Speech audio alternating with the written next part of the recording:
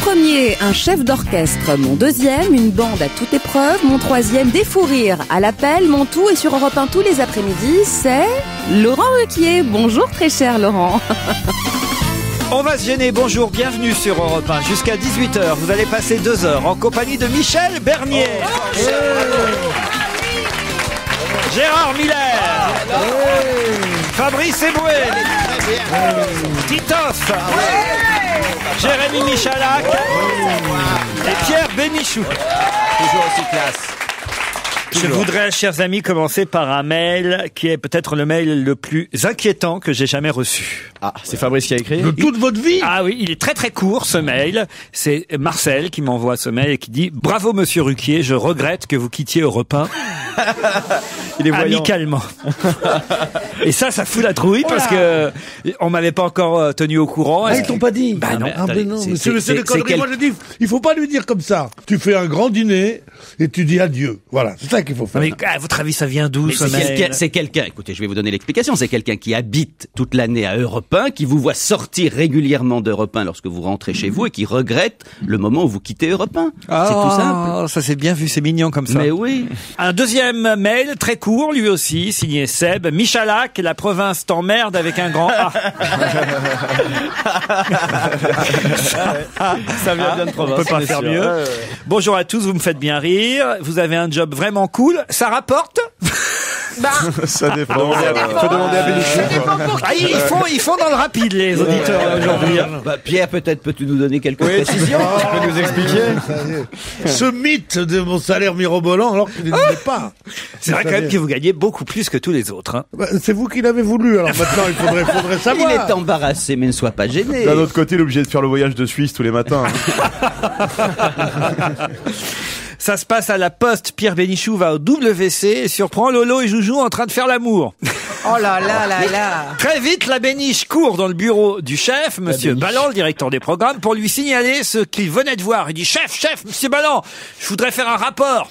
Ce que j'ai vu est absolument hallucinant, offusquant, c'est scandaleux. » « Sûrement pas, répond le chef. Ne dites rien surtout. Pour une fois qu'il y en a 2 qui se cassent le cul au boulot. Est-ce qu'on peut faire juste une petite Gérard, pause? je suis désolé. Non, mais une petite pause dans cette émission. Pour les auditeurs, moi je peux... Oui, mais Laurent, je vous connais depuis une quinzaine d'années. Expliquez-nous simplement quel plaisir profond vous prenez à ce que vous soyez devenu avec Michalak l'équivalent de Toto et Ouin. C'est-à-dire, je ne comprends pas. Ça vous dérange, Gérard? Ah, moi, je trouve ça d'un grotesque achevé. On est d'accord. On connaît le coming in, on connaît le coming out. Là, on a à répétition des blagues. Il ne faut pas encourager vos auditeurs dans cette voie. Je vous assure, Laurent. Dis donc, le coming out n'est pas obligatoire. Mais ce que tu te rends pas compte, c'est que Il y a celles qui veulent et celles qui veulent pas. dans des siècles, on racontera les blagues avec le Lolo et Joujou, quoi. On saura plus d'où ça venait. Non, mais parce que je vois bien que vous y prenez un plaisir. Platon et Socrate, Lolo et Joujou. On y prend tous un plaisir, c'est tellement grotesque. Bien sûr. Très bien que tout ça est né dans votre imagination sûr. Et Jean collective. Cocteau et Jean Marais, c'est faux aussi.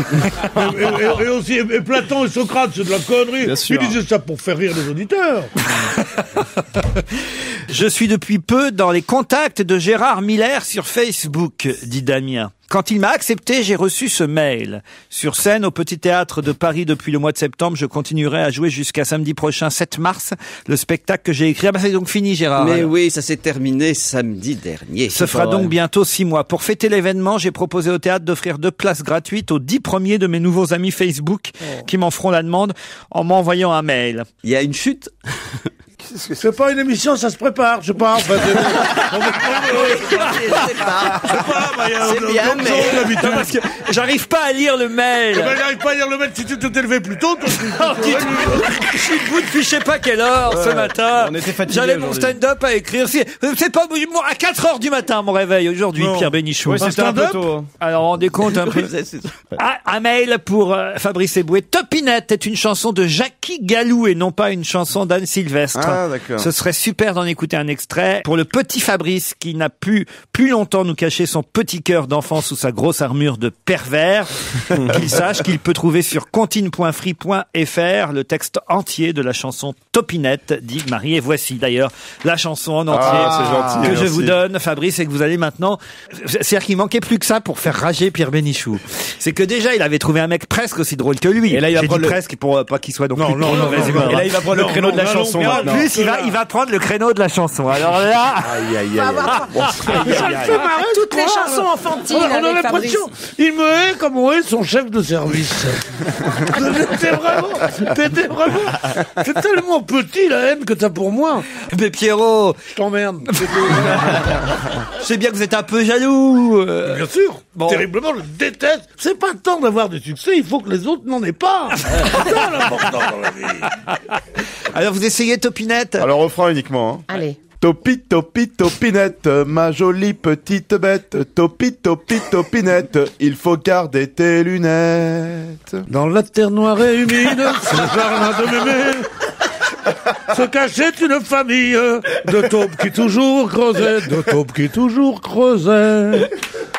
Topi, topi, topinette,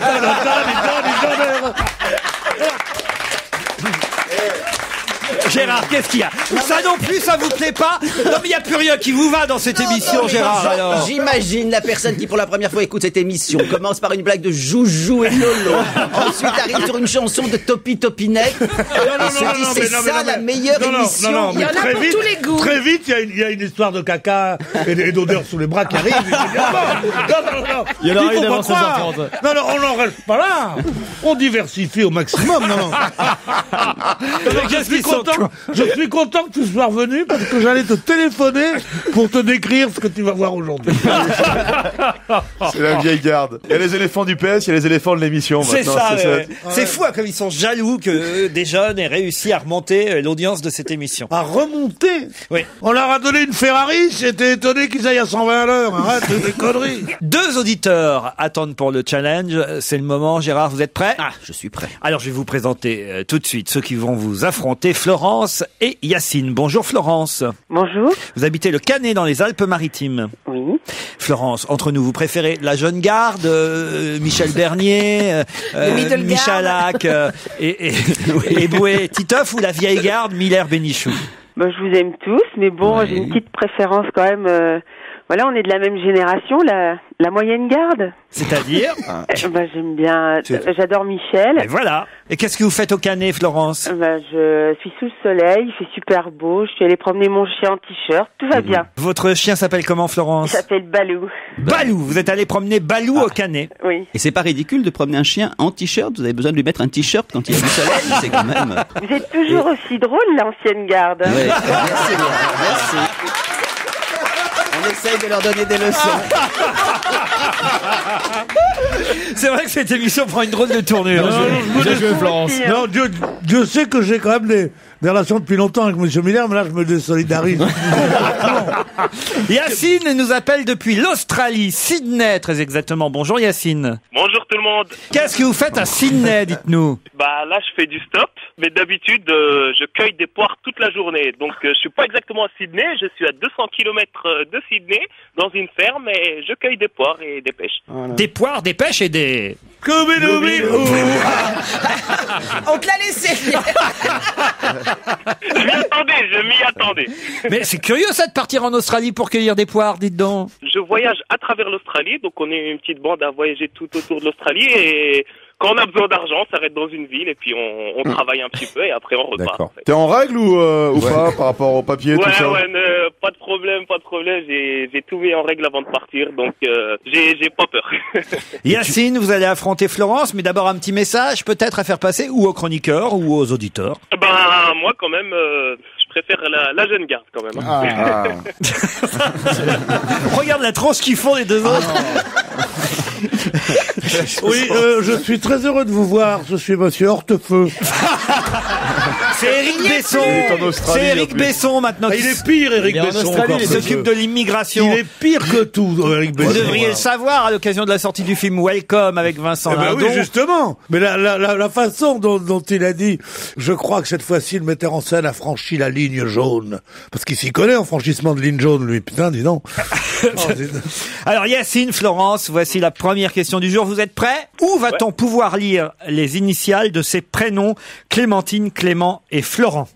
Où va-t-on pouvoir lire les initiales de ces prénoms Clémentine, Clément et Florent? C'est la fusion de deux banques. Non, pas du tout. Ça se passe en France? Non, c'est Oui, ça se passe en France. F.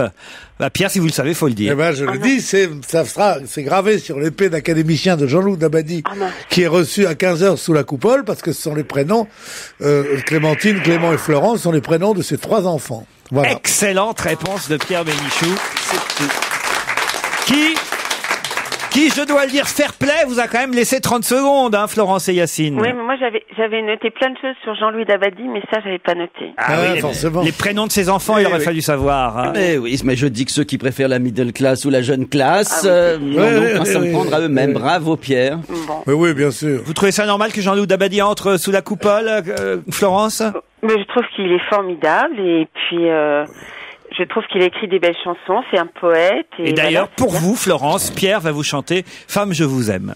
Femme, je vous aime, femme. C'est tout. C'est les disques à la demande aujourd'hui.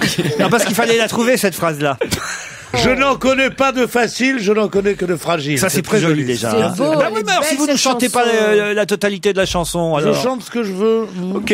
Yacine, désolé, hein. Est-ce que je peux faire un c'est pas petit grave, de toute message? façon, je connaissais pas du tout la réponse, donc Ouais. c'est pas grave. Puis t'as pas d'adresse, de toute façon, on peut pas t'envoyer les trucs, donc.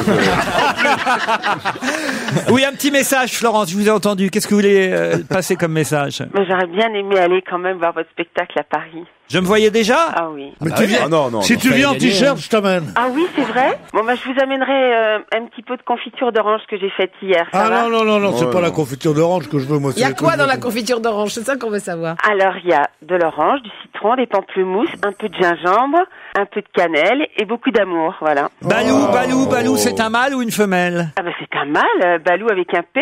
Avec un T, c'est un mâle, Et alors. c'est quelle race?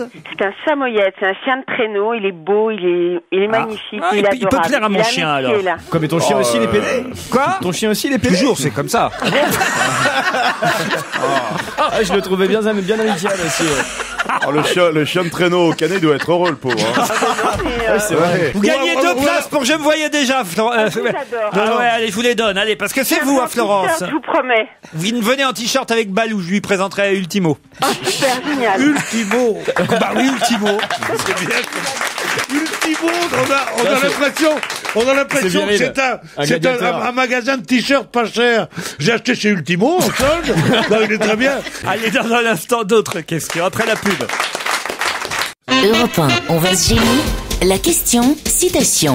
Qui a dit quoi? Quoi?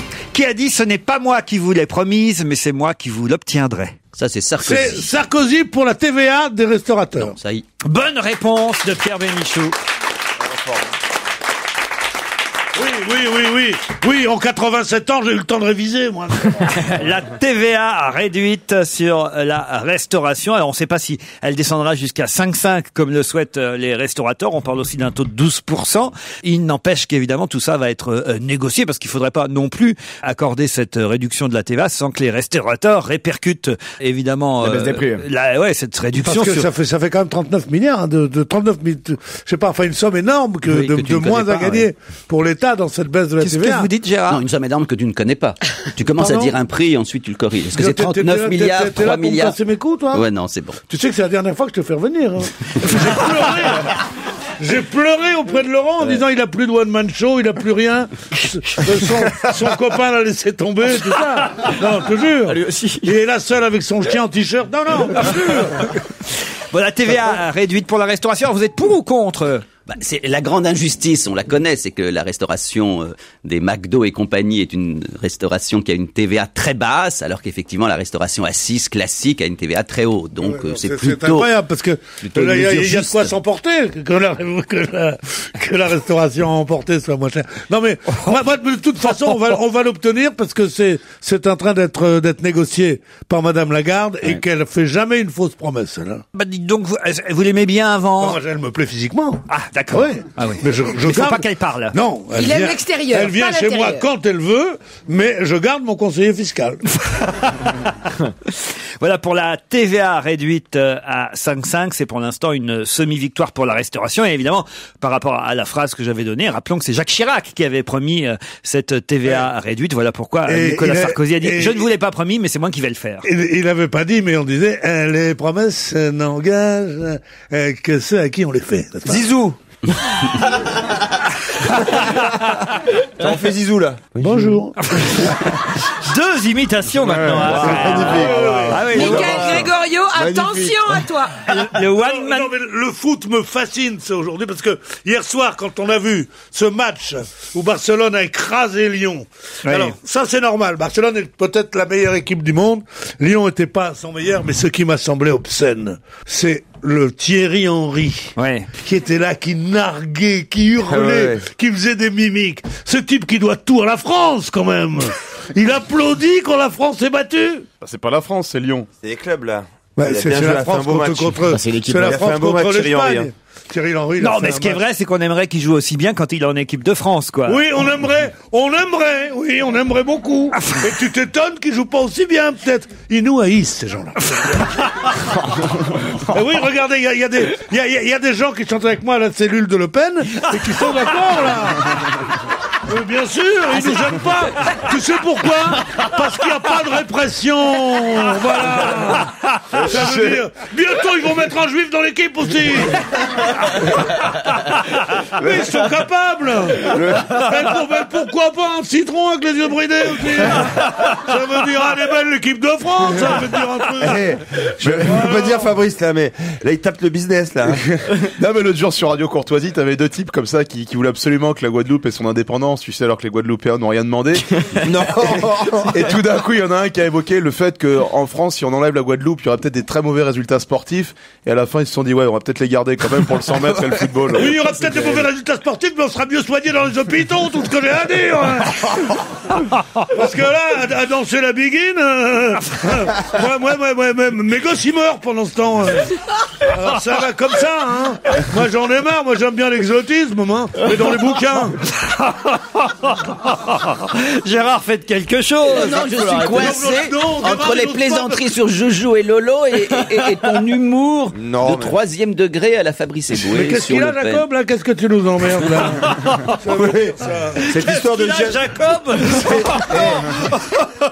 Je suis obligé de robiner. Cette histoire de jeune garde et vieille garde. Il doit rigoler un peu lui-même, sinon il est complètement grillé, si tu veux. Oh, dis donc, heureusement que t'es là pour expliquer. Un peu de musique avec Seal. Ça vous dérange pas qu'on écoute Seal? Ah bah si, quand même. Il fait un tabac avec son album, vous le savez, on s'arrache. Ah bah les nègres, le tabac et le coton, c'est ça, hein. Ah non, depuis 10 minutes, je me retiens pour pas dire le mot. Ah, t'es vraiment dégueulasse, alors. On va gêner continue sur Europe 1 avec autour de Laurent Ruquier cet après-midi. Pierre Bénichou, Michel Bernier, Fabrice Eboué, Jérémy Jojo Michalak, Gérard Miller et Titoff. Europe 1, on va se gêner. Bernadette, monte le son. C'est le moment de la question politique.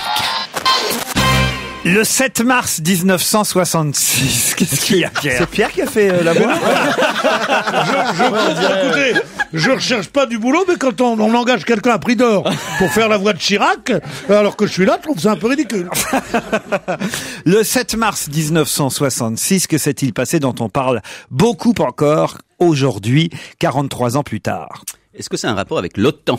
Et alors? De Gaulle a décidé qu'il quittait l'OTAN. Le commandement unifié de l'OTAN. Bonne réponse de la vieille garde politique, Gérard Miller et Pierre Bénichou.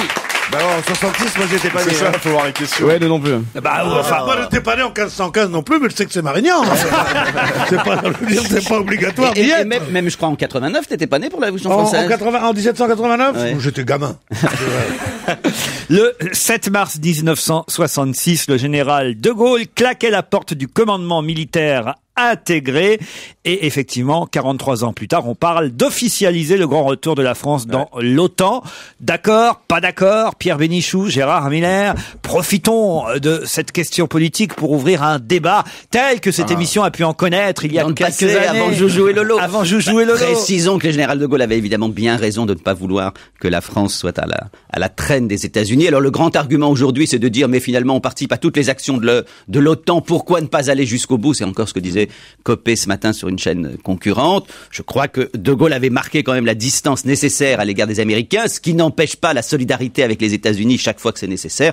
Je trouve qu'effectivement c'est ce qu'on appelait à un moment donné une politique atlantiste. C'est vrai que Sarkozy, quand il est allé aux États-Unis, il a dit « Je suis appelé en France Sarko l'Américain », ce qui n'était d'ailleurs pas vrai, mais il l'a dit aux États-Unis, et il est en effet à la traîne des États-Unis, c'est tout. Et l'indépendance que le général de Gaulle avait marquée vis-à-vis des États-Unis me semblait une bonne chose, même encore aujourd'hui. Et Pierre n'est pas d'accord. Alors justement, pour un vieil antigaulliste comme moi, et comme je croyais que tu étais, la décision de Gaulle en disant « Je ne veux pas être à la traîne des États-Unis » était une posture. C'était pas vrai, étant donné que le monde était bipolaire à l'époque. Il y avait d'un côté l'URSS, de l'autre côté les États-Unis. Il était bien évident qu'on restait à la traîne des États-Unis et vraiment, il n'y avait pas de troisième voie. Donc, il avait fait ça et il s'était acquis les gens comme toi qui disaient, ce De Gaulle, il est pas mal quand même. Il a rien quitté, il a voulu se montrer moins inféodé aux États-Unis que ne l'était l'Angleterre. Bon, alors maintenant, l'autre revient là-dedans. Et c'est vrai que maintenant, il est obligatoire de revenir là-dedans. Parce qu'avec la triple menace de la Chine, de l'Inde. Et là, il y a Lolo et Joujou qui arrivent, là. Oui, d'accord, oui. Après, tu vas dire que je suis méchant avec toi quand j'essaye de t'apprendre des trucs. Bon, alors donc, il est bien là qu'il faut y être, et je trouve décidément, il fallait le faire. Et en plus de ça, il y a quand même cette promesse d'Obama qui n'est pas un sale con qui est expansionniste. Voilà. Qu'est-ce que vous pensez du débat Bénichou Miller, Fabrice? Ah ouais, si t'es anti-gaulliste, pourquoi tu prends pas du Viagra? On repart sur les chapeaux de roue là tout de suite.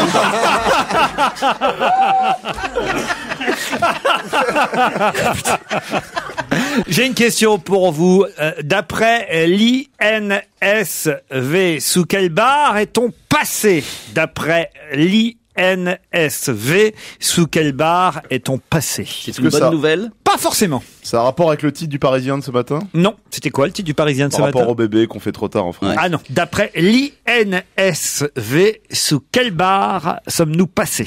Institut national de sauvetage des vies, non? C'est quoi? Non, de sondage de quelque chose? C'est l'Institut national en tout cas. Oui, bon, l'INS. Ça a un rapport avec la durée de vie? Avec la longueur de... Non, parce qu'il dit que c'est pas forcément une bonne nouvelle, donc c'est pas forcément une mauvaise non plus. Non. C'est toi qui fais chuter la moyenne? Alors ça sûrement. D'accord, je sais ce que c'est. C'est rapport au sommeil alors. C'est-à-dire que je crois que les Français dorment moins 7 heures par nuit, ce qui est... et devraient dormir plus de 8 heures. Et donc l'INSV, c'est l'Institut national du sommeil vérifié. Du sommeil et de la vigilance. Bonne réponse de Joujou. Mais par contre... toi tu fais remonter la moyenne. Tu te fais remonter la moyenne. Non, arrêtez. En ce moment. Entre vous et moi. Mais je vois pas le petit aparté, oui, par rapport à toi, avec Lolo. Parce on sait bien qu'il dort très peu. Toi tu le sais bien, mais bon, on le sait pas tous. Tout le monde le sait. Tu te doutes bien que tout le monde connaît les petits détails de la vie de Laurent Ruquier. Mais tu te doutes bien qu'entre la télé, la radio, les pièces de théâtre, les films et compagnie. Non, on savait pas dans le détail. Et autre chose. Et c'est le reste qui lui prend pas mal de temps. L'Institut national du sommeil et de la vigilance, l'INSV, effectivement, a constaté qu'on était passé sous la barre des 7 heures. Sur une année, il nous manque plus d'1 mois et demi de sommeil par rapport à sur une vie, j'ai lu aussi, sur une vie, il manque, disons, sur 40 ans de vie active, on devrait dormir 50 plus. Absolument. Est-ce qu'on peut le faire d'un coup? Ouais, voilà. Et parmi les principales causes de cette perte de sommeil, le professeur Damien Léger, président du conseil scientifique de l'INSV, nous explique quand même que c'est avant tout l'électronisation des chambres qui est la cause de la perte de sommeil, Pierre. Ah bon, alors, le stress, c'est pas l'angoisse? Les réveils lumineux. réveil lumineux, la télé dans la chambre, la radio dans la chambre, le téléphone portable dans la chambre et l'ordinateur dans la chambre. Je dors jamais, par exemple, parce que j'adore le truc de saut de mouton sur Arte, là. Ah oui. Tu les comptes? T'arrives à les compter? Moi, Ça dure toute la nuit. Avant-hier soir, bêtement, j'allume la télé avant de me coucher, je tombe sur Feu de glace, un film américain, mais con comme c'est pas permis, quoi. Et ben, j'ai regardé Feu de glace. Plus c'est con, plus on regarde. Jusqu'au bout. C'est quoi? Non, mais c'est con, plus on regarde. J'ai pas vu Feu de glace. Qu'est-ce que c'était bien. C'est complètement. C'est pareil, samedi dernier, je tombais sur un truc qui s'appelait On n'est pas couché, d'une connerie, cette émission. J'ai regardé jusqu'au bout. Mais attends, juste une Non, mais précision. Feu de glace, c'était une nana, elle est tombée amoureuse d'un alpiniste, et puis dès le début, on voyait qu'il avait pas l'air net. Mais on se disait, il a pas l'air net, mais ils ont pris un comédien qui a pas l'air net pour nous faire croire qu'il a pas l'air net, mais en fait, il est net. Et en fait, il était pas net. Il était net. Il était net, c'est sa sœur qui était pas nette. Mais j'avais senti, moi, au bout de 3 quarts d'heure, que c'était la sœur qui envoyait les lettres anonymes. On voit le mec pas net, moi, dans les feuilletons que je regarde. C'était trop bien, Feu de glace. Oh, vous Comment auriez ça se vu. passe? C'était un type, l'alpiniste en question, mais à peine la fille, elle franchissait le pas de la porte, hop, il la baisait. Waouh. C'était Un bon grimpeur, c'est comme ça, il y a pas de problème. C'est vrai, mais elle a quitté son mari pour lui, hein, dès la première demi-heure du film. Elle le rencontre dans la rue. Ah non, la rencontre, faut que je vous rencontre. Ah non. Ah oui, racontez-nous, mais c'est Laurent. ça qui m'a fait regarder le film. C'est la rencontre. Je me couche, j'allume la télé sur M6. Ouais. C'était la fin de la Nouvelle Star. Ouais. Et là, il y a une bande-annonce. Bientôt, dans quelques minutes, Feu de glace. Feu de glace. Puis voilà, je vois un couple chaud comme la braise en train de... Je dis, tiens, on va regarder. Ça vous rappelait des souvenirs? Non, mais ça l'étonnait. Ça l'étonnait, il voit un homme et une femme, il dit, mais qu'est-ce qu'il peut bien faire? Il s'est dit, il est pas net. Alors il dit, Il est pas net. Là, c'est un film révolutionnaire, il a dit. Il s'est dit, c'est très avant-gardiste. Qu'est-ce qu'ils sont cons. Et alors, je regarde le début, et là, la rencontre entre cette femme, mariée, quasi mariée, qui vivait avec un mec tranquille. On voit le train-train, elle en a déjà marre, elle tire à 4 épingles, lui met sa veste, prépare le petit déj, puis elle part au boulot, et au moment de traverser, c'est là, quand il y a ce truc sur lequel on doit appuyer pour que le feu passe au rouge. Ouais, un bouton. Ouais, Qui ne marche jamais, d'ailleurs. elle met sa main sur, et au même moment, il y a une autre Il met main. sa main par-dessus. Oh, c'est beau! Il Et y a alors? une Ça autre donne envie de main. traverser la rue! Voilà pourquoi Jean-Loup Dabadi entre à l'Académie française, il a des idées comme ça. C'est ce qu'on appelle des grandes idées de scénaristes, ça. Et la main tout de suite, et toi tu t'es dit, oh mais pourquoi les deux mains sont poilues? T'en t'as dit, mais non. Pas du tout. Et là, c'est le début de l'amour, quoi. Oui, et elle quitte son mari pour l'alpiniste. Mais un alpiniste qui appuie sur le bouton pour traverser la route, je trouve ça super bidon. Hein. Mais il le fait aussi quand il prend le tire-fesse. C'est au brushing que tu vois. Quand il est dans le brushing un peu trop. Moi, je regarde. Pour les brushings, je regarde les feux de l'amour le matin. Ah oui. Des fois, il m'arrive d'arriver en retard ici, tellement je suis fasciné. Et la mère, la patronne de la maison de couture, là, celle qui est grosse comme ça, qui dit, je n'aime pas beaucoup, moi aussi j'ai aimé. Elle a une larme qui est là, comme ça. Et on voit les maquilleuses derrière. Et attention, elle pleure trop. Ah non, c'est fabuleux. Et ben voilà pourquoi on dort moins. Voilà, on a un Gérard. Non. Ah ben moi je trouve déjà invraisemblable d'avoir, quand on a la chance d'avoir plusieurs pièces chez soi, invraisemblable d'avoir une télévision dans la chambre. Ah oui. Ah oui, ça Vous n'avez pas de télé dans votre chambre, vous, Michel? Oui, bien sûr. Joujou aussi. Oui. C'était pas une question. Ouais, je sais bien. Il y a un petit écran. Fabrice. Mais c'est J'ai une caméra, j'ai pas de télé. Allez, on se retrouve après la pub. Et sur Europe 1, on retrouve notre ami Laurent Ruquier. Europe 1, on va se gêner.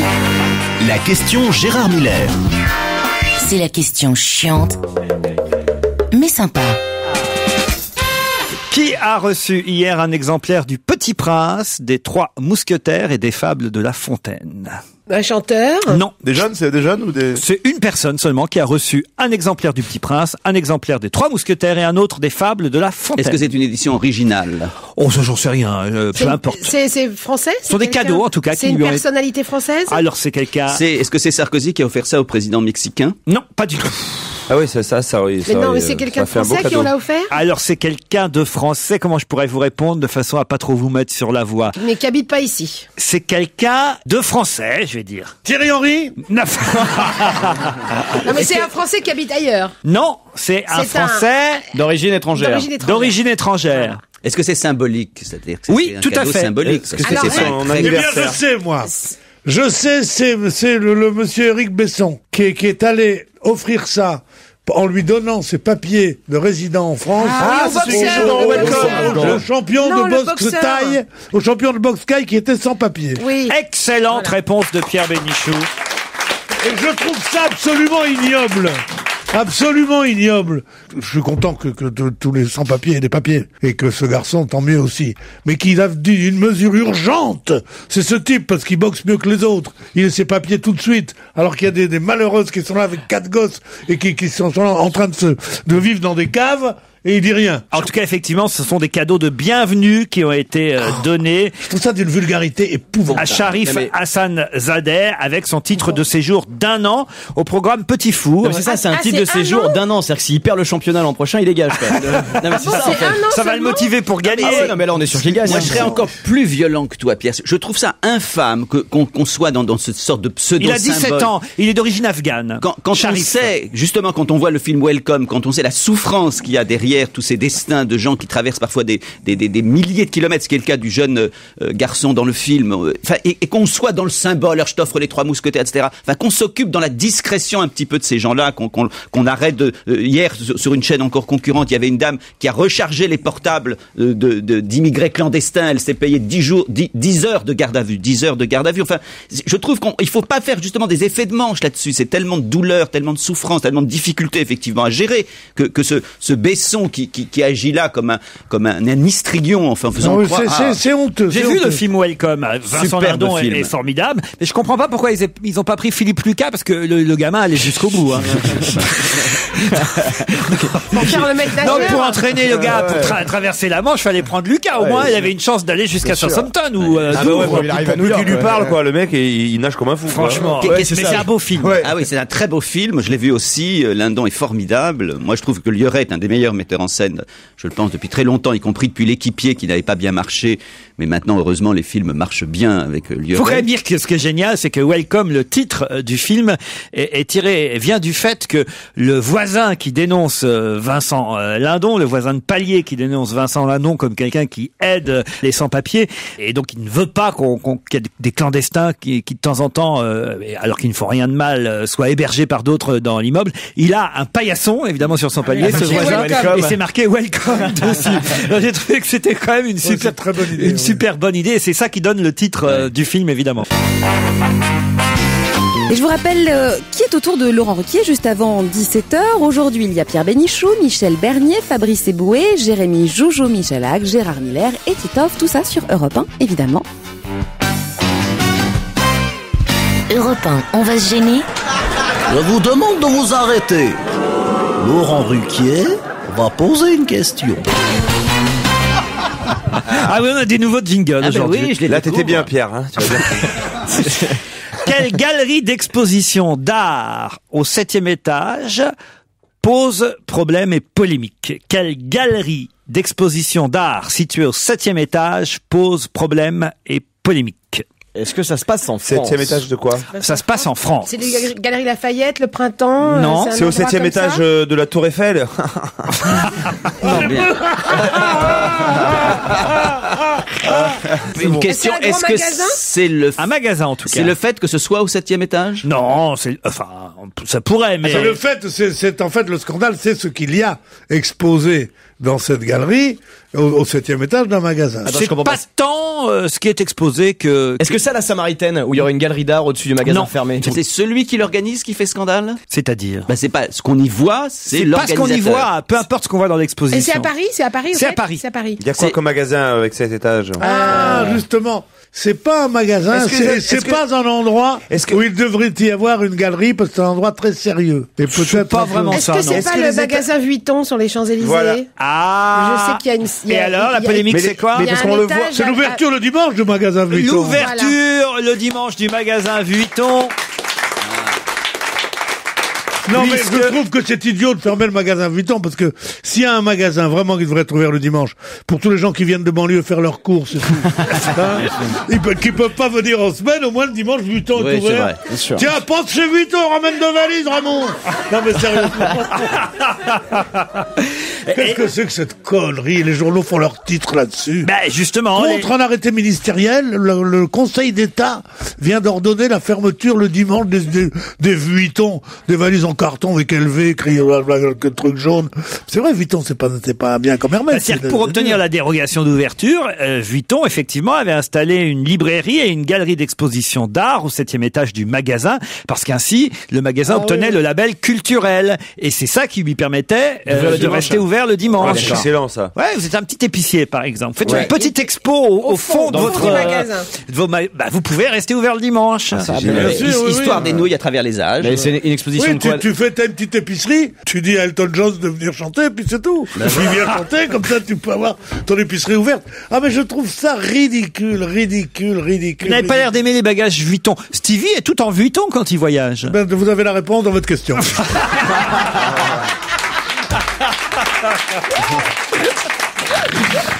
Vous avez quel genre de bagage, vous, Pierre? Moi, j'ai un bagage culturel surtout. Titoff, vous voyagez comment? Avec des sacs en plastique, des... Sac à dos. Sac en plastique. Pourquoi des sacs en plastique? Tu sais, avec le sac Tati bariolé, là. Ah ouais. Non, mais parce que notre ami Titi, il fait pas dans le luxe, lui. Il est resté simple. Non, mais il y a un paradoxe formidable. Non, moi j'achète sur place, en fait. Ouais, en fait, il emmène pas ses vêtements. Non, ni ma femme. Et je pars seul, sans rien. Ah, tu connais l'histoire juive du mec qui se marie et qui va dans un juif polonais, alors il va dans un magasin, dans une agence. Non, mais moi, excuse-moi, mais au niveau des blagues, je suis plutôt Jojo et Lolo, quoi. Il y a deux écoles. Il va dans une agence de voyage, il dit, je fais le voyage de noces, je voudrais une destination, s'il vous plaît. Alors il dit, oui, Venise, il dit, Venise, c'est très bien, Venise. Donnez-moi un billet aller-retour. Il dit, mais vous êtes, et votre femme, elle vous fait rire, en tout cas. Elle est déjà allée. Non, mais vous avez remarqué quand même une chose que je veux pas être trop bavard. Hein. Non. C'est fort de réussir à enchaîner une blague et tout de suite, tu fais comme si de rien n'était, tu sais. Une autre anecdote.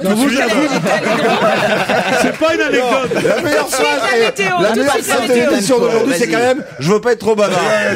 C'est la meilleure. Ouais, c'est je veux pas être trop bavard cette année. Non, mais tu parlerais plus si t'étais payé autant que moi. Alors attends. Qu'est-ce qu'on a fait de lui dire qu'il était payé? Ah non, pas dû. Il justifie le salaire aujourd'hui. Non, mais moi je me régale. Hein. Est-ce que vous avez remarqué qu'on ne parle jamais autant des marques Vuitton, Hermès, Gucci, machin. Alors que quand vous êtes dans un aéroport, même les gens fortunés, plus personne n'a de valise autre que les valises à roulettes. Gérard, c'est un spécialiste du voyage. Hein. Vraiment, si je peux vous conseiller un jour de partir en voyage avec quelqu'un, c'est avec Gérard Miller. Il est organisé. T'as un kawaii. Non, mais il était en train de dire quelque chose. Il a un kawaii pour chacun. C'est ça pour toute la famille. Au cas où hop, les autres n'en auraient pas. Hop, tiens, j'ai un kawaii. Je suis très solidaire des autres quand je pars en voyage. Non, il a toujours un kawaii pour les autres, au cas où il y a un mec qui lui dirait passe-moi du sac que j'achète un imperméable. Non, voilà un kawaii.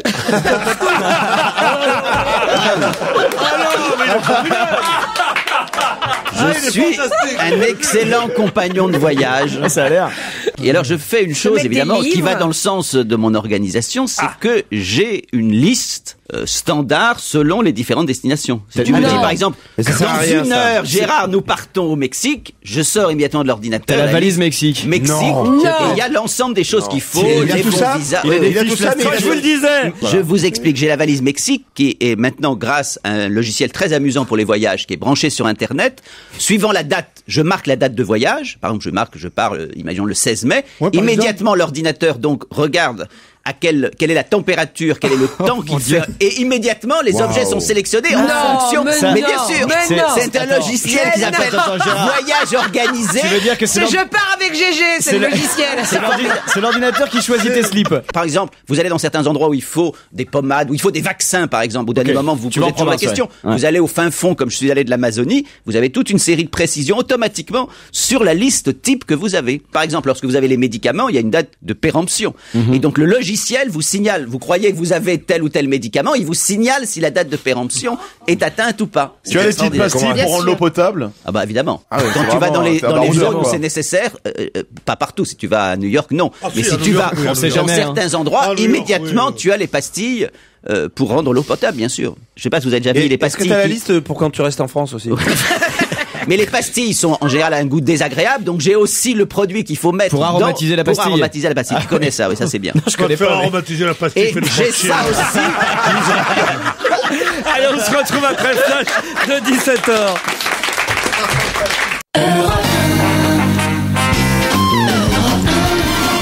On va se gêner, c'est la deuxième heure. Toujours avec Pierre Bénichou, Michel Bernier, Titoff, Gérard Miller, Jérémy Michalak, Fabrice Eboué. Et au téléphone, 2 auditeurs qui vont tenter d'affronter cette belle équipe, Muriel et Noureddine. Bonjour Muriel. Oui, bonjour. Muriel, vous nous appelez depuis le Bouscat en Gironde, c'est bien ça? C'est ça, oui. C'est où exactement le Bouscat? À côté de Bordeaux. À côté de Bordeaux. Ouais. Très bien. Mais souvent, j'ai remarqué que souvent en Gironde, c'est à côté de Bordeaux. Voilà. C'est près de l'Aréole, non? C'est près de l'Aréole? Pardon? C'est près de l'Aréole? Ah, c'est un peu loin de l'Aréole. Ah, c'est loin de l'Aréole. Ah ouais. C'est à 10-15 km maximum de Bordeaux. Si jamais vous gagnez le Non, filet moins garni, j'ajouterai dans le filet garni 2 places pour aller applaudir Michael Gregorio. Il joue à Bordeaux vendredi soir, c'est-à-dire demain soir. Bah voilà, comme j'ai bon espoir de gagner. Vendredi 13, je crois, au casino Barrière de Bordeaux. Muriel, vous allez affronter Noureddine, qui lui est à Grand-Champ-des-Fontaines en Loire-Atlantique. Bonjour Noureddine. Bonjour Laurent. Ah, je croyais que vous nous entendiez pas, pourtant c'est pas si loin. Si, je vous entends depuis tout à l'heure, et moi aussi j'ai un bon espoir de gagner. Oui, bien sûr. Et donc, je suis de Grand-Champ-des-Fontaines en Loire-Atlantique. C'est pas loin de Nantes. Oui, c'est à 20 km de Nantes. Oui, ça y avait des chances. Voilà. C'est une petite commune charmante, connue par un petit festival qui s'y déroule depuis quelques années. C'est pas le Tour de France, on va s'arrêter là. Donc hein. il est guide touristique en fait. C'est le festival de Grand-Champ-des-Fontaines. Le Grand Chambardement, c'est un festival de rue sympathique. Le prochain, ce sera le 19 et 20 septembre. Eh ben, faites bien de le dire. On le note, Noureddine. Chute à l'arrière du peloton, chute. Et faites quoi dans la vie, vous, Noureddine? Prof de mathématiques. Prof de mathématiques. Et vous, Muriel, en Gironde? Eh ben moi, je suis infirmière libérale. Un prof contre une infirmière. Et vous avez un petit message à faire passer, Muriel? Ah ouais, j'ai un petit message aujourd'hui. C'est l'anniversaire de ma nièce Eva, qui a 15 ans aujourd'hui. Alors, je l'embrasse très fort. Bon anniversaire, Eva. Voilà. Et puis je voulais vous dire que je vous aimais tous. Voilà. C'est vous gentil. êtes une super équipe et vous nous donnez de la bonne humeur. C'est génial. Et vous, Noureddine, un petit message? Je profite donc de l'occasion pour souhaiter un bon anniversaire à mon fils Mehdi qui va avoir ses 18 ans le concours. 14. Ouais, moi j'ai aussi un petit cousin qui a 22 ans. Et il passe son bac. Bon anniversaire, Mehdi. Voilà. À mes petites filles et puis à ma chérie Flo qui me supporte depuis 20 ans. 7 x 9? 42. Ouais. Voilà, prof de maths, c'est intéressant. Ce que tu... Vous vouliez vérifier, c'était vrai. Ouais, je voulais vérifier. Ouais. Attention, je suis pas sûr que les mathématiques vont vous aider dans la question qui vient. Voici Muriel Noureddine, le challenge contre les chroniqueurs. Si je vous dis, la foire est rapide à mon avis, qu'elle a été déguisée en musulmane voilée, qu'elle a été vêtue d'une burqa, qu'elle a été aspergée de peinture rouge, qu'elle a été rose, qu'elle a été verte, qu'on l'a vue aussi avec un godemiché au poignet, et qu'elle va partir pour la Chine pendant 6 mois. Loana, je suis Sœur Emmanuel. Au Danemark. La sirène au port de Danemark. De Copenhague. La sirène de Copenhague au Danemark. Excellente réponse. Bravo. Bravo Noureddine. Effectivement, il s'agit de la petite sirène de Copenhague qui est là-bas depuis 1913, cette sculpture de bronze qui fait quand même 175 kilos et que les Chinois réclament pour l'exposition universelle de Shanghai dans le pavillon danois. Il y a toute une polémique là-bas à Copenhague à savoir est-ce qu'on doit envoyer la vraie sirène. Le gouvernement en a décidé ainsi, mais les Danois sont pas trop d'accord. Ils ont peur qu'il leur pique, ouais. Pour voir la petite sirène partir comme ça pour la Chine. Bien sûr, parce que tu sais ce qu'ils disent les Belges. Ah, c'est pas juste, la sirène part et le mannequin pisse. Ouais, y a pas de raison. Ah oui. Ouais, c'est bien. Ils disent ça les Belges. Je pense qu'ils disent ça les Belges. En Belgique, ça fait beaucoup rire. Ouais. En Belgique, ils adorent. Ça y est avec l'accent. Il faudrait tout couper, tout ce que tu as dit de toute l'émission et garder que celle-là. Gérard, t'as pas un logiciel pour les blagues à emmener dans les différents pays? Est-ce que vous êtes content quand je prends un bide sur cette C'est vrai qu'on a... Je vais écouter, c'est jouissif. Je vais essayer d'en faire plus souvent, mais j'y arrive pas. Mais par contre, c'était à quelle occasion le god attaché au poignet? Bah, c'est qu'il y a eu des tas de, c'est un peu comme la Joconde, c'est, on fait des moustaches. Voilà, c'est le monument national danois, la petite sirène. Donc, effectivement, elle a subi de multiples agressions. Elle a même été décapitée, amputée d'un bras. Elle a été renversée, la petite sirène de Copenhague. Et là, on veut l'envoyer en Chine. Certains disent c'est grotesque. Personne n'aura jamais l'idée de prêter la Statue de Liberté de New York ou de Mannequin Peace de Bruxelles. Cette sculpture est unique. Et sa disparition constituerait une grande déception pour les milliers de touristes qui viendraient à Copenhague et qui ne trouveraient pas la petite sirène pendant qu'elle serait à Shanghai. Oh, ça va bien. On a prêté la Joconde aux États-Unis à un moment donné. On l'a prêté au Japon, des œuvres d'art. La Joconde est dans un musée. On est content nous-mêmes de recevoir des œuvres d'art qu'on nous prête. Mais on la mettra pas dehors, on la mettra justement dans un musée là-bas. Avec toutes les précautions. Et je trouve c'est justement parce que c'est une œuvre d'art qu'il faut la faire voyager. Il serait ridicule de faire voyager la Statue de la Liberté qui est moche comme tout et qui n'est bien que comme symbole. Voilà, la petite sirène n'est pas merveilleuse. Hein, elle est ravissante. Ah bon? Je suis sorti avec elle pendant 2 ans. C'est fantastique, très propre en plus. Elle est l'œuvre d'Edvard Eriksen. Elle fait quand même 1m25 de haut. Là. Quand même. Ah, t'as dû te régaler. C'est pour Joujou. C'est parfait. SDB, on l'appelle. Non mais les Chinois nous ont prêté aussi des œuvres d'art sans crainte. Il y avait les fameux soldats qu'on avait vus à Paris. Qui nous prêtent la muraille, tiens. Et puis alors après on en reparlera. Ils ont rien de très beau là-bas sur la Chine. Mais vous avez, quand je suis allé en Chine, il y a notamment tous ces soldats enfouis, l'armée enfouie. Comment ta valise pour aller en Chine? Quelques-uns sont arrivés en France. J'y suis allé le jour où on les a exhumés. Ah oui, c'était en octobre 1980, j'accompagnais Monsieur Giscard d'Estaing. Pour Plouc. Ah non, moi je les ai vus bien après. Moi je les ai vus, on les sortait de la terre, ils étaient là, ils étaient magnifiques. On a l'impression que j'étais fait au Faubourg Saint-Antoine 2 jours avant. Donc voilà, ils nous les ont prêtés, moi je suis pour qu'on leur prête la petite Vous êtes toujours là, Noureddine? Oui, je vous écoute avec... Noureddine, vous avez gagné le filet garni. Est-ce que je peux l'avoir avec un peu plus de musique? Voilà, connaisseur. J'attendais que vous me le demandiez parce que désormais la musique c'est sur demande uniquement. Alors c'est parti. Bien fait donc. Noureddine, vous gagnez les caractères sexuels secondaires. Signé Tania de Montaigne, publié chez Flammarion. Vous gagnez aussi Bouillon de poulet pour l'âme de l'ami des chats. C'est signé Jack Canfield et Mark-Victor Hansen chez Béliveau Éditeur. Vous gagnez le dernier roman de Calixte Béala, le roman de Pauline, publié chez Albin Michel. 2 places pour Fabrice Eboué au Comedy Club à Paris. 2 places pour Je me voyais déjà au Théâtre Comédia à Paris aussi. 2 places pour Moïse, Dalida et moi d'Isabelle de Botton, mise en scène par Michel Bernier. C'est au studio des Champs-Élysées. Mais ce n'est pas tout. Ce n'est pas tout, Noureddine. Vous gagnez aussi 1 an d'abonnement pour le magazine d'art de vivre et de gastronomie offert par Cuisine Créative. Merci Cuisine Créative. Merci Cuisine. Et ce n'est pas tout, Noureddine. Encore, c'est quoi? Puisque vous habitez en Loire-Atlantique, nous vous offrons 2 places pour Manipulation Mode d'Emploi au festival Juste pour Rire de Nantes, puisque Gérard Miller sera le 5 avril à Nantes avec son one-man show. Bravo! Pouvait-on faire mieux? D'accord. Il a eu les cadeaux, c'est barré, quoi. C'est ému, Noureddine est ému. À mon avis, il dort parce que qui Noureddine dort. Non, mais on peut toujours faire mieux, mais je suis très content surtout pour voir Gérard Miller à Nantes. Je vous ai vu pour la première à Nantes, à la Cité des Congrès, le gala d'inauguration. Ah, vous parlez, c'est à moi que vous parlez là. Laurent Ruquier. Oui, très bien. Oui, effectivement. D'ailleurs, on s'était vu, je sais pas si vous vous en souvenez, mais à la Beaujoire. Il y avait un monsieur qui vous avait cherché pour vous ramener dans une loge, c'était moi. C'est vrai, au stade de la Beaujoire, pour le match finale du championnat, quand Nantes a été leader du championnat, c'est ça? Là, on était champion même, c'était la consécration. Mais c'était à la mi-temps ou pendant le match, vous êtes allé dans les loges? Parce qu'il y a quelques années, parce que Nantes, effectivement, était leader. Et le dernier titre avant Lyon. Donc, et a gagné le championnat cette année-là, il y a quelques années. Il y avait encore Suodo, hein? Non, c'était pas Suodo. C'était Patrice Loco à l'époque. Suodo, c'était il y a 40 ans, Pierre. Hein. Pardon? Peut-être pas, mais... bravo, Noureddine. Ah oui. Merci Laurent, merci à toute l'équipe. Vous m'amènerez dans les loges aussi, alors. De l'autre consolation en musique, à moi aussi. Muriel. Oui. Vous savez quoi? Oui. Vous gagnez... juste un morceau de musique. On se retrouve après la pub. Allez, on continue de jouer avec l'actualité sur Europe 1, tous avec des contractions, avec humour, avec Laurent Ruquier et ses acolytes très en forme, comme d'habitude, comme tous les jours sur Europe 1. Europe 1, on va se gêner. Tous ensemble, fraternité. Un peu de fraternité, c'est la question politique du jour.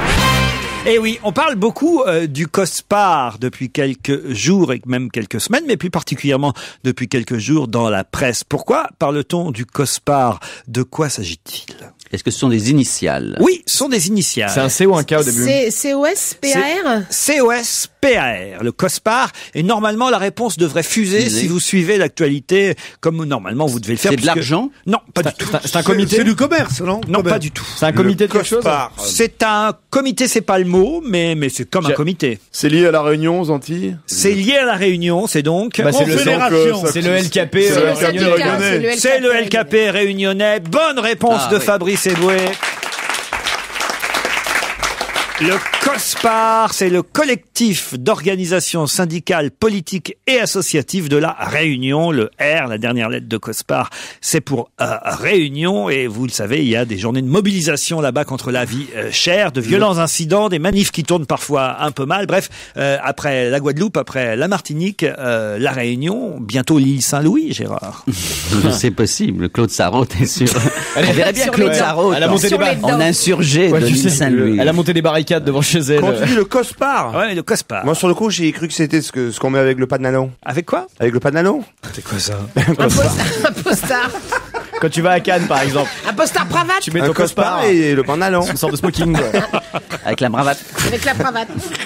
C'est normal que la Réunion bien sûr. s'y mette aussi finalement, parce que... Pourtant, quand on est une île, on reste tranquille au cœur de la ville, c'est ce que l'on dit. Mais un jour arrive, on quitte la rive, en douce on dérive. Mais qu'est-ce pour que j'ai voir comme... du pays. C'est ça, tes chansons des îles? L'île Saint-Louis en ayant marre d'être à côté de la cité. Un soir a rompu ses amarres. Elle avait soif de liberté. C'est une chanson de Léo Ferré, c'est pas... Ouais, ça vous intéresse pas. Ah, mais C'est pas une chanson. Au bal masqué, C'est pas très réunionnais. En revanche, je note que un des responsables des syndicats là-bas à La Réunion s'appelle Monsieur O'Haraud, du même nom que le joueur du Paris Saint-Germain, ex-Havrais O'Haraud, car il est d'origine réunionnaise. Il faut le savoir. Je me demande même si c'est pas peut-être quelqu'un de sa Aussi famille. de la Réunion, non? Ah non, de la Nouvelle-Calédonie. La Nouvelle-Calédonie, c'est pas pareil. C'est un Ça n'a rien à voir. Ah non, ça n'a rien à Ça n'a voir. rien à voir, Carambeu. Rien. Ah oui. Quelle Et honte. non, son fils, c'est comment il s'appelle, 6x7? Non. Oh la vache. 6x7 Carambeu, elle est vieille comme ça, Pierre. Oui, mais elle marche. Elle marche sur Daniel, elle a Alzheimer, elle se rappelle plus d'aucune blague depuis des années, la pauvre. Elle croit encore, Daniel, qui est ici, que c'est les frères Roulants qui animent l'émission. Et elle adore. 6x7 Ça va, il y a Carambeu. Maurice Biro qui arrive, là, fais gaffe. Ah, bon. Y a pas Robert Villard qui vient de passer Bibi, oui. Il est mort, Robert Villard. Chichinou Biro aussi. Chichinou. Mais est-ce que C'est plus récent, Robert Villard. C'est plus récent. Vous avez commenté quand même le fait, c'est incroyable, cette inculpation, je ne sais pas si elle a vraiment été prononcée contre le leader de Mota pour propos racistes. C'est vraiment, vous avez vu ça, il a dit quelques petites choses que tout le monde a dit, notamment qu'il fallait pas que les béquets rétablissent l'esclavage, il a dit quelques propos qui sont vifs, mais qui sont pas excessifs du tout. Pas excessif. Mais non, excessif. enfin. C'est un homme qui a fait une juste lutte. Voilà. Qui a gagné de façon extraordinaire. Ses adversaires disent que la France s'est couchée. Mais il a tout gagné. Et il reste une petite signature, et c'est vrai qu'il y a des petits chefs d'entreprise. Je parle pas des gros béquets, des gros exploitants là-bas, mais qui disent on va avoir du mal à augmenter de 20% le truc, alors que bon. Et là, et cela, il faut les prendre en compte. Ils ont négocié, ils sont arrivés à négocier. Et il dit avant que la négociation soit finie, cette poignée de petits blancs béquets non, il a dit veut rétablir l'esclavage, ils n'ont qu'à quitter la Guadeloupe. Écoute, il n'a pas à dire mais ça. non, c'est pas comme ça qu'il l'a présenté du tout. Si. On sait qu'il y a un MEDEF local. Il n'a pas à dire de quitter la Guadeloupe, étant donné que la Guadeloupe appartient autant aux béquets qu'à lui. Enfin, pas tout à fait proportionnellement, il y a 1% de béquets qui possèdent 90%. Mais non, c'est pas vrai. C'est pas vrai. Les Blancs sont arrivés avant les Noirs là-bas, excuse-moi. Bon, donc mais de quoi tu parles? On est dans une situation aujourd'hui. Mais c'est surtout que les Noirs n'ont pas choisi d'y arriver, parce que bon, est-ce qu'il y a quand même une différence? Et en 2009, les Blancs non plus. Les blancs non plus, ce sont des immigrés. C'est pas parce que des émigrés de la Révolution française qu'on a envoyés là-bas de force et qu'on a exilés là-bas. Ah non, pas du tout. Les béquets, c'est ceux qui restent de la noblesse française, justement. Parce que mais qu'on a envoyé de force. C'est ce qu'on appelle les émigrés.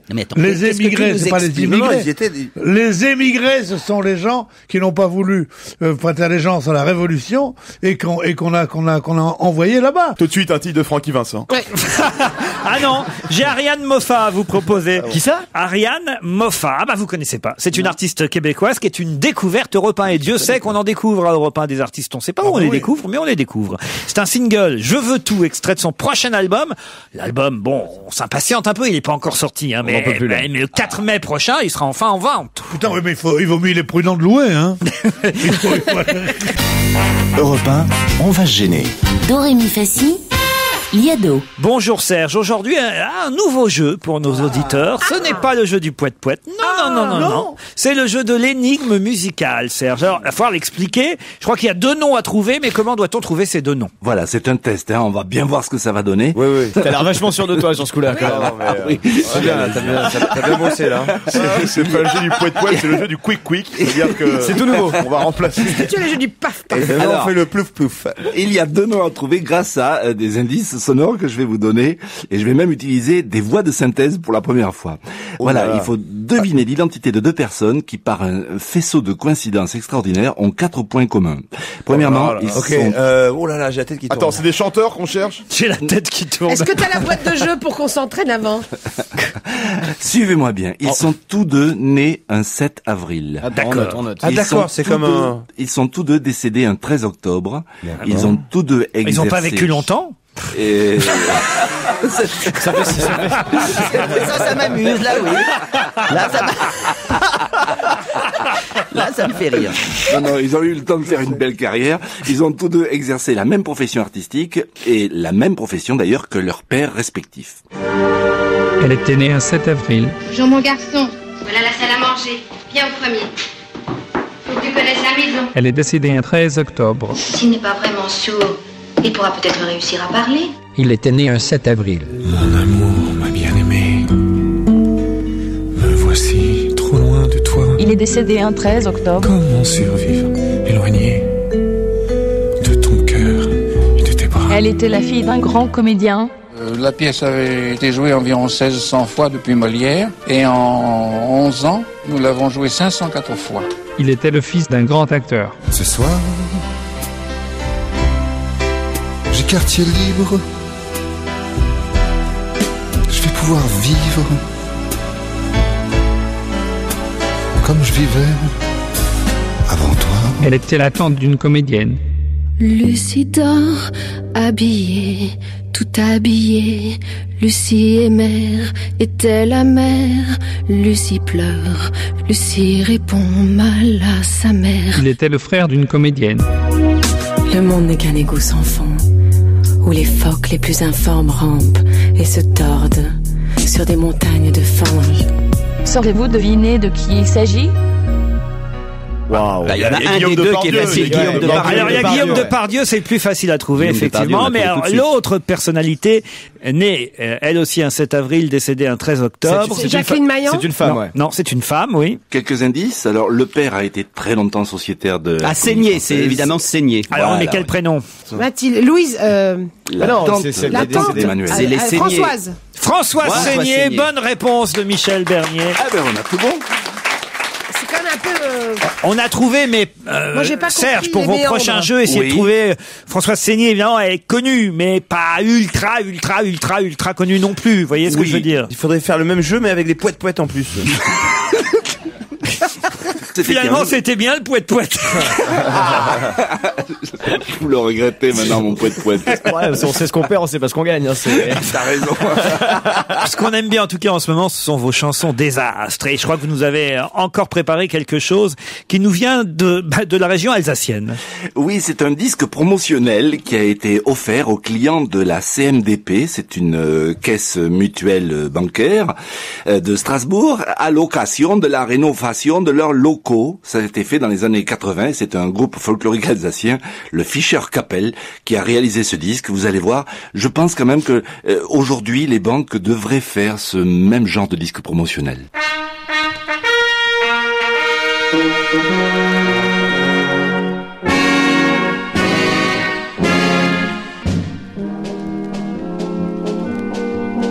Mesdames et messieurs, chers amis du Crédit Mutuel de la Montagne Verte, à l'occasion de l'agrandissement de nos locaux, nous voudrions vous remercier pour votre fidélité et votre sympathie à l'égard de notre caisse mutuelle.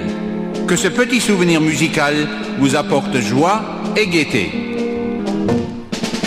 As-tu besoin d'argent ou d'un service urgent en cas de nécessité? Adresse-toi simplement à ton seul confident qui pourra toujours t'aider. Tu le trouves bien réel dans un cadre modèle avec sa banque rénovée. Et à la Montagne Verte, tu lui restes fidèle au Crédit Mutuel. Vive la CMDP, nous lui faisons confiance, elle est notre préférée et toujours accueillante, partout elle a sa place et ne manque pas d'aider, elle sait toujours faire face, notre CMDP. Ça aurait pu être un tube, hein. Bravo Serge, merci. Merci pour eux. La question qui vient normalement devrait donner une réponse assez rapide, assez facile en tout cas, puisque je vous demande qu'est-ce que Christophe de Margerie devrait suivre comme conseil esthétique. Se raser sa moustache. Se raser sa moustache, bonne réponse de Titoff et Pierre Bénichou. Christophe de Margerie est le président de Total, qui vient d'annoncer 15 milliards de bénéfices et qui licencie 500 personnes. Pas licenciés, hein, ils sont très précis là-dessus. Suppression de postes. Supprimer des postes, mais pas de licenciement. Hein. C'est vrai que sa moustache, ça l'aide pas, monsieur Christophe de Margerie. Hein. Ça fait vraiment non. Ça fait mec à moustache. Ouais. Alors d'ailleurs, ça fait une autre époque. C'est ça fait patron d'une autre époque. C'est ça. Puis il y a quelqu'un qui est super à l'aise dans le public, c'est le monsieur qui est juste derrière là. Il adore qu'on se foute de la gueule des gens à moustache. Mais non, mais il a pas la même moustache. Non, il regarde la dame à côté de lui. Il tourne la tête. Non, le monsieur, il a une moustache normale. Il a une belle moustache, monsieur. Il a une moustache normale, tandis que Christophe de Margerie, il a une moustache en guidon de vélo. C'est vrai, elle est improbable, comme on n'en fait plus aujourd'hui avec le double menton, le tout. Voilà, c'est l'incarnation du. Ah mais on te vend tout ensemble, hein, le double menton et la moustache en croc. C'est l'incarnation du patron, quoi. Mais c'est ça que vous remarquez. Moi, ce que je trouve surtout très drôle, c'est les indignations. C'est-à-dire que depuis qu'Obama a dit shame, terriblement shame à propos des patrons qui s'augmentaient dans des endroits où l'État avait mis de l'argent et qui faisaient des déficits. Depuis, il y a une sorte de... On rivalise avec l'indignation à la Arlette Laguillet. À un moment donné, tout le monde se moquait d'Arlette Laguillet lorsqu'elle disait c'est un scandale, ou Besancenot, c'est un scandale qu'on puisse licencier dans des entreprises qui font des profits. Comme aujourd'hui, effectivement, la crise est telle qu'on sait que les Français sont à fleur de peau, on voit des ministres dire à propos Laurent Wauquiez à propos de la mesure, c'est scandaleux, c'est honteux. Ils retrouvent des tons d'indignation qui faisaient rigoler lorsque c'était Besancenot ou Arlette. Je vous emmène à Palavas-les-Flots. Que s'est-il passé là-bas d'étonnant? Alors attends, juste Gérard, quand tu pars à Palavas-les-Flots, qu'est-ce que tu emportes avec toi? Qu'est-ce que tu mets dans ton sac? Alors ça dépend si je vais au camping de Palavas-les-Flots, si je vais au grand hôtel de Palavas-les-Flots. Il n'y a pas de grand hôtel à Palavas-les-Flots. Eh ben, il y a Palavas-les-Flots et Carnon, c'est les plages de Montpellier. J'ai passé des vacances merveilleuses quand j'étais jeune. Alors c'est pas tes conneries que tu vas me raconter. Il s'est passé quelque chose de formidable vendredi soir à Palavas-les-Flots. Que s'est-il passé? On a élu une Miss. Non. C'est par rapport à la plage? Non. Il se passe un truc au mois de mars à Palavas-les-Flots. Oui. Un spectacle. Qu'est-ce qui s'est passé vendredi soir à Palavas-les-Flots qui fait quand même quelques lignes dans les journaux? Vous dites? Culturel? C'est pas culturel. C'est pas le fameux petit train? Non. Le petit train de Dubout. Donc tout le monde, personne connaît Dubout. Si, mais si, ce sont des gros personnages et tout. Les gros dames, et il y a un petit tortillard comme ça, qui est un train qui a existé jusque dans les années 60, qui était la plus vieille locomotive de France. Alors ça a été supprimé, et j'imagine qu'ils ont peut-être fait une petite manifestation pour en souvenir de ce train, un truc pas comme ça. Pas du tout, aucun rapport avec le train de Palavas et les dessins de Dubout. Ça se passe sur la plage ou ça se passe dans la ville? Ça s'est passé. C'est sûrement, c'est dans la ville, mais ça donne sûrement sur la plage aussi. Là Ils ont ouvert un restaurant? Non. C'est politique? C'est pas politique. Une salle de spectacle. Qu'est-ce qu'il y a à Palavas-les-Flots? Un camping.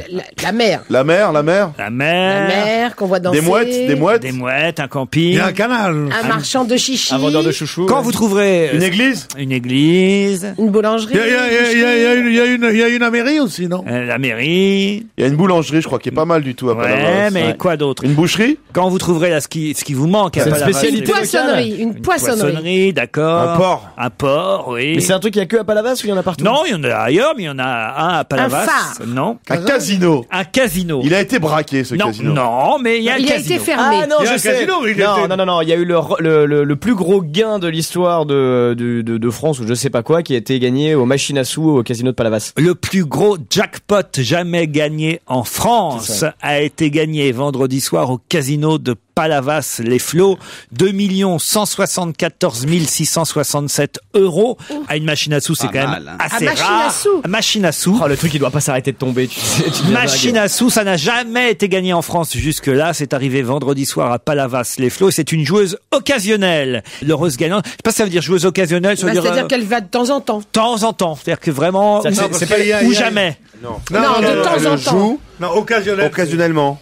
Mais ça veut dire qu'il y avait toute cette somme dans la machine? Ça veut dire quelle fréquence occasionnelle? Ça veut dire peut-être 3-4 fois dans l'année. Oui, moi je dirais 2-3 fois. Dans le ça veut dire que ce n'est pas comme en général ceux qui jouent le plus qui gagnent, parce qu'il y a des gens qui sont pratiquement des pros, qui notent la fois où c'est tombé, qui changent de machine, qui changent de machine, qui viennent tout le temps. C'est une bonne femme comme toi ou moi. Enfin, une bonne femme. Comme vous, surtout. Elle a quel âge, cette dame? Bon, disons que c'était une bonne femme comme moi. Elle a quel âge? Parce que Fabrice, il voudrait se marier. Elle a quel âge? Je sais pas, j'ai pas l'âge, j'ai juste la somme. 2 164 000. Non, ça fait rien, l'âge. Avec une somme pareille, l'âge, on s'en fout. Ouais, c'est vrai. Ce qui est fou, c'est que les machines, on sait qu'elles sont réglées, ces machines. C'est-à-dire? Une machine à sous est toujours gagnante. Elle est réglée à te rendre tout l'argent que tu as mis, sauf 15%. Ce qui est énorme comme, bien sûr.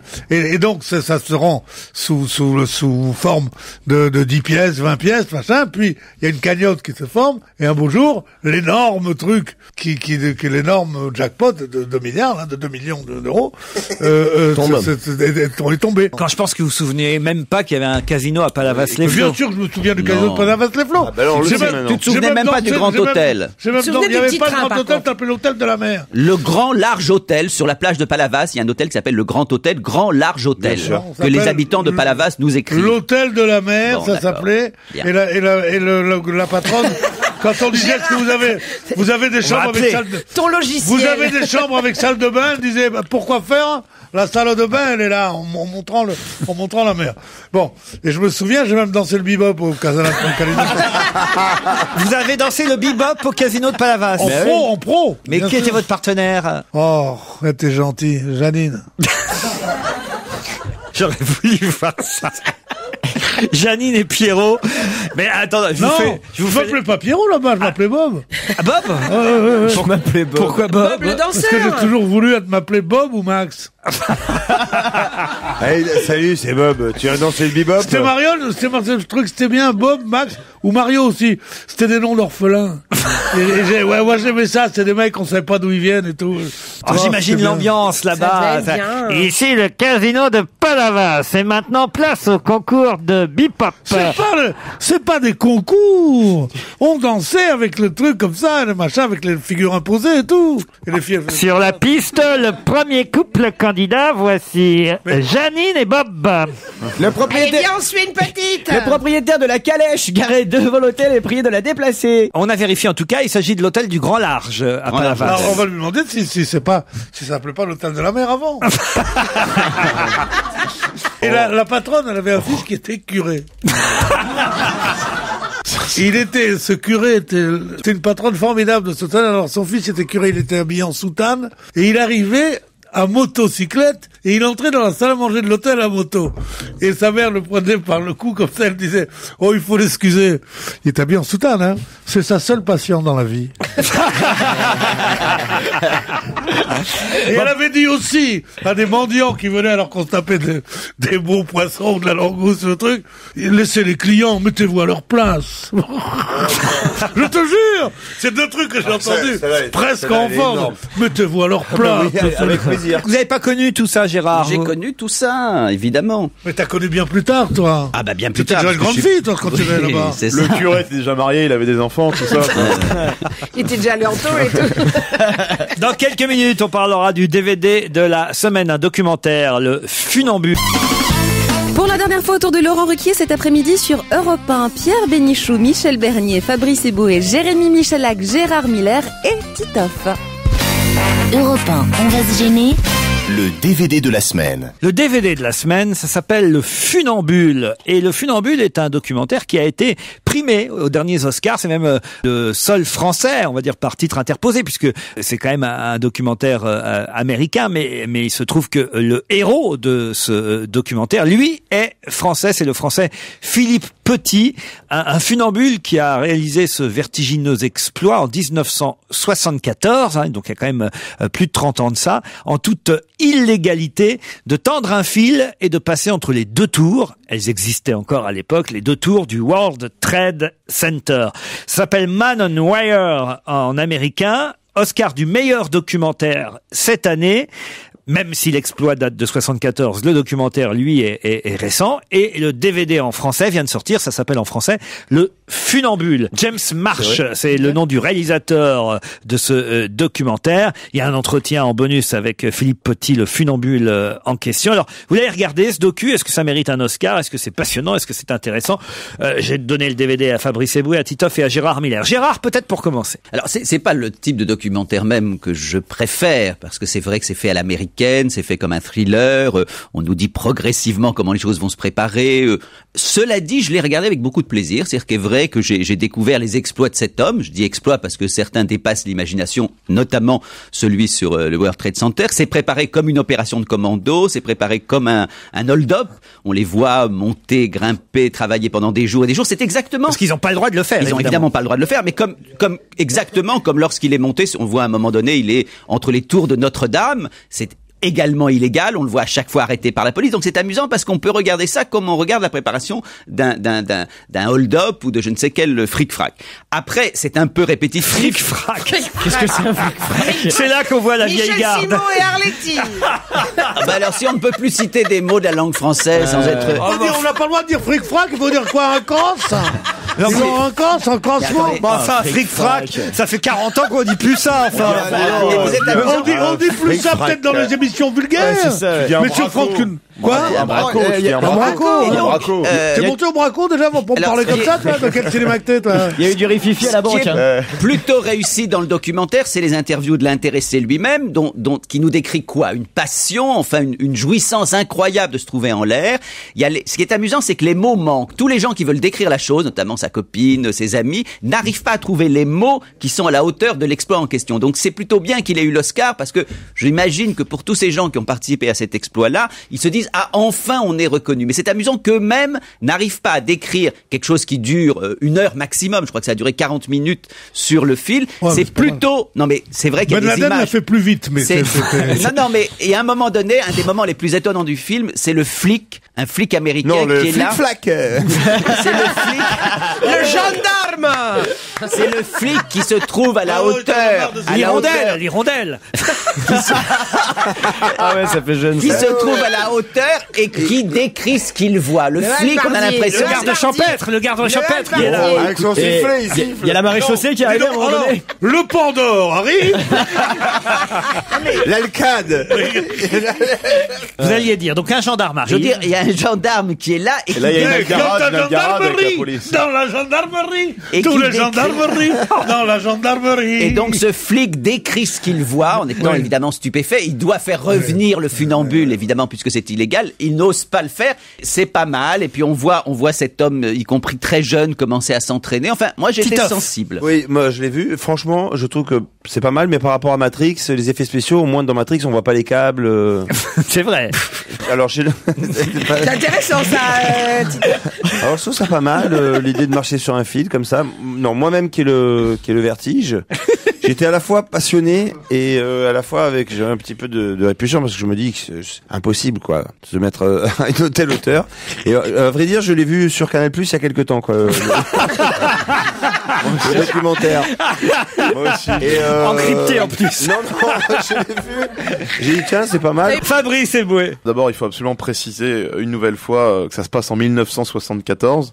Je le fais pour Jean-Marie Bigard, qui est pas absolument aucun doute, quoi. Ça ne se passe pas aujourd'hui. Il y a plus de tours aujourd'hui. Voilà, c'était un truc que je voulais préciser d'abord. Ah, bah finalement, la vanne sur Matrix, ça a été pas mal. Non, bah attention. Oh, les salauds. Moi, c'est une réelle étude que je fais du documentaire. Attention, que j'ai vu également sur Canal, donc j'essaye de meubler comme toi un peu aussi, quoi. Parce que je suis arrivé à mettre la zizanie entre tout le monde. Il y en a pas plus un qui ouvre la bouche sans que l'autre lui Plus personne peut se mêler. Sauf entre Joujou et moi. Ça, tu pourras jamais rien casser entre nous. Rien. Alors Fabrice. Non, ce qui n'a pas été évoqué, peut-être, c'est la personnalité du type, la Philippe Petit, qui est assez intéressant, quoi, qui est une sorte d'asset un peu, hein, qui a vraiment.